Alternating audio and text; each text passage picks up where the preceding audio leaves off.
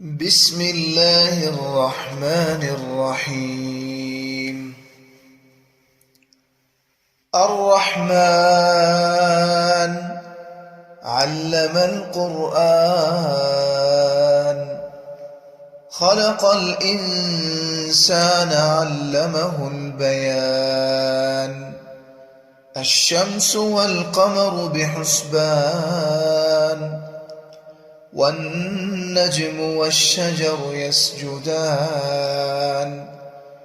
والسماء رفعها ووضع الميزان، ألا تطغوا في الميزان، وأقيموا الوزن بالقسط ولا تخسروا الميزان. والأرض وضعها للأنام، فيها فاكهة والنخل ذات الأكمام، والحب ذو العصف والريحان. فبأي آلاء ربكما تكذبان؟ خلق الإنسان من صلصال كالفخار، وخلق الجان من مارج من نار. فبأي آلاء ربكما تكذبان؟ رب المشرقين ورب المغربين. فبأي آلاء ربكما تكذبان؟ مرج البحرين يلتقيان،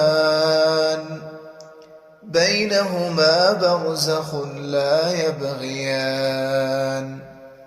فبأي آلاء ربكما تكذبان؟ يخرج منهما اللؤلؤ والمرجان. فبأي آلاء ربكما تكذبان؟ وله الجوار المنشآت في البحر كالأعلام. فبأي آلاء ربكما تكذبان؟ كل من عليها فان، ويبقى وجه ربك ذو الجلال والإكرام. فبأي آلاء ربكما تكذبان؟ يسأله من في السماوات والأرض كل يوم هو في شأن. فبأي آلاء ربكما تكذبان؟ سنفرغ لكم أيها الثقلان. فبأي آلاء ربكما تكذبان؟ يا معشر الجن والإنس إن استطعتم أن تنفذوا من أقطار السماوات والأرض فانفذوا، لا تنفذون إلا بسلطان. فبأي آلاء ربكما تكذبان؟ يرسل عليكما شواظ من نار ونحاس فلا تنتصران. فبأي آلاء ربكما تكذبان؟ فإذا انشقت السماء فكانت وردة كالدهان فبأي آلاء ربكما تكذبان فيومئذ لا يسأل عن ذنبه إنس ولا جان فبأي آلاء ربكما تكذبان يعرف المجرمون بسيماهم فيؤخذ بالنواصي والأقدام فبأي آلاء ربكما تكذبان هذه جهنم التي يكذب بها المجرمون يطوفون بينها وبين حميم آن فبأي آلاء ربكما تكذبان ولمن خاف مقام ربه جنتان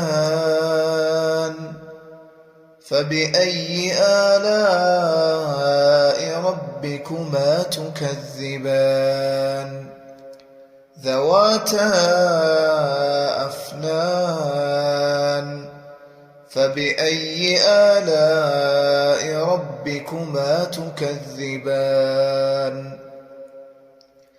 فيهما عينان تجريان فبأي آلاء ربكما تكذبان فيهما من كل فاكهة زوجان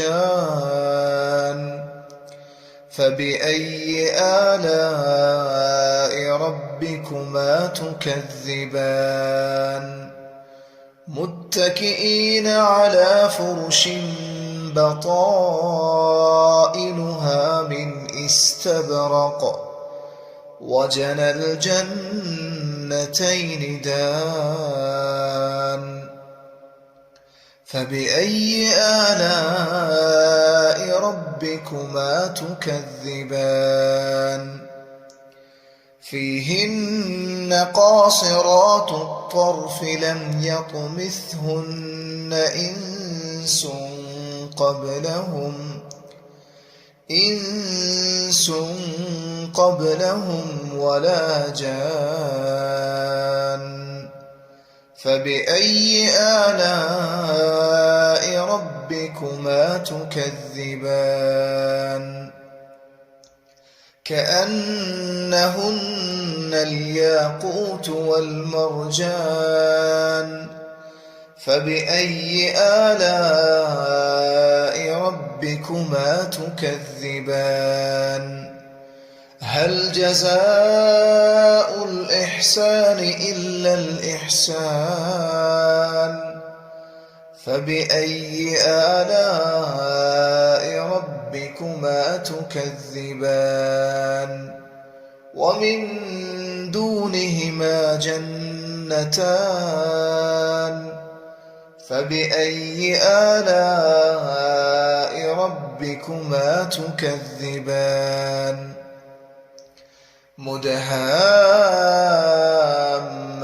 مدهامتان فبأي آلاء ربكما تكذبان فيهما عينان نضاختان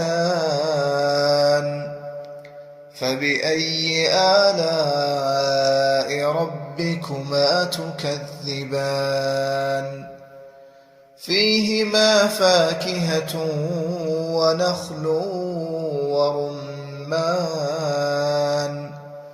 فبأي آلاء ربكما تكذبان فيهن خيرات حسان فبأي آلاء ربكما تكذبان حور مقصورات في الخيام فبأي آلاء ربكما تكذبان لم يطمثهن إنس قبلهم ولا جان فبأي آلاء ربكما تكذبان متكئين على رفرف خضر وعبقري حسان فبأي آلاء ربكما تكذبان تبارك اسم ربك ذي الجلال والإكرام